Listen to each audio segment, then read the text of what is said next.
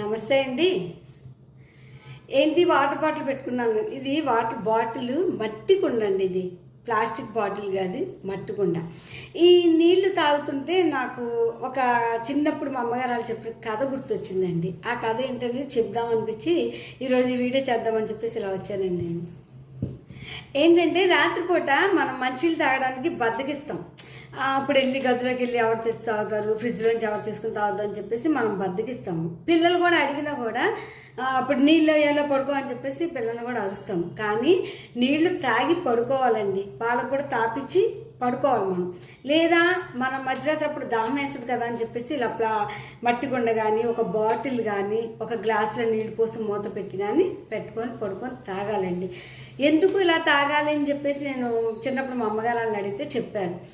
నీళ్లు తాగకపోతే మనం నిద్రపోయినప్పుడు మన ఆత్మ నీళ్ళ కోసం తప్పించి బయటకు వచ్చేస్తుంది అంటండి. అందుకే కదండి మనకి కళలు వస్తాయంటారు. కలత నిద్ర కళలు వస్తాయంటే అవన్నీ కూడా మన ఆత్మకే తెలుస్తూ ఉంటాయంటండి. అందుకే కళలు వస్తాయి అని అంటారు.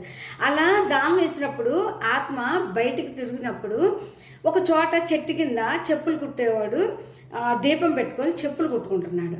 అప్పుడు చెప్పులు తడపడానికి నీళ్లు చల్లుతారనమాట వాళ్ళు, చెప్పులు కుట్టేవాళ్ళు.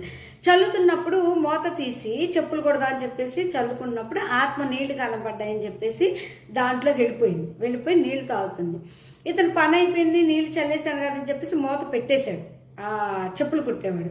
పెట్టేసిన తర్వాత అతను పని అయిపోయింది, మూత పెట్టేశాడు, దుకాణం కట్టేసి వెళ్ళిపోయాడు. ఇక పొద్దున్నే కానీ రాడు, తెల్లారిపోయింది. ఆత్మ బయటకు రావడానికి దారి లేదు. మళ్ళీ ఆ వ్యక్తి వచ్చి తీస్తేనే బయటకు వచ్చేది. అప్పుడు అక్కడ పరిస్థితి ఏంటి, ఇంట్లో వ్యక్తి లేగట్లేదు. ఇంట్లో వాళ్ళందరూ గొడవ చేశారు, గోల్ చేశారు. అయ్యో ఏంటి మనిషి లేడు అని అనుకున్నారని చెప్పేసి చాలా బాధపడ్డారు.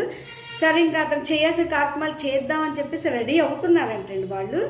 ఈలాగా చెప్పుల దుకాణం అతను 9 ఆ టైంకి వచ్చేసి షాప్ తీసి చెప్పులు కొడదామని చెప్పేసి కుండ మీద మూత తీసాడు. అప్పుడు ఆత్మ బయటికి ఎలా వచ్చేసి ఇతని శరీరంలోకి వెళ్ళింది. అలా జరుగుతూ ఉంటాయి ఒక్కోసారి.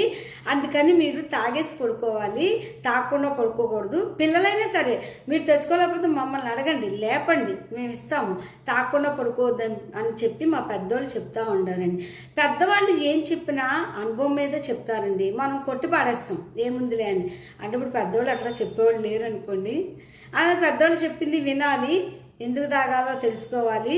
మీరు తాగండి, మీ పక్క వాళ్ళకు కూడా చెప్పండి, తాగి పడుకోండి అని. తాగడం అనేది మాత్రం చాలా మంచి పద్ధతి అండి. పిల్లలు కూడా తాపుదామంటే రాత్రిపూట టాయిలెట్ పోస్తారు, వద్దు అనుకుంటాం. వాళ్ళకు టాయిలెట్ పోస్తారని కాదండి. ఈ విషయం గుర్తుపెట్టుకొని పిల్లలకి నీళ్ళు తాపించండి, వాళ్ళకి తాపించండి, మీరు తాగండి. ఇది మంచి విషయం, మీతో షేర్ చేసుకోవాలనిపించిందండి. ఇప్పుడు నేను మంచినీళ్ళు తాగుతుంటే నాకు ఆ విషయం గుర్తొచ్చింది. గుర్తు రాగానే మా ఫ్రెండ్స్ అందరూ చెప్దాం అనిపించిందండి. అందుకే నేను ఈ వీడియో చేశాను. నచ్చితే లైక్ చేయండి.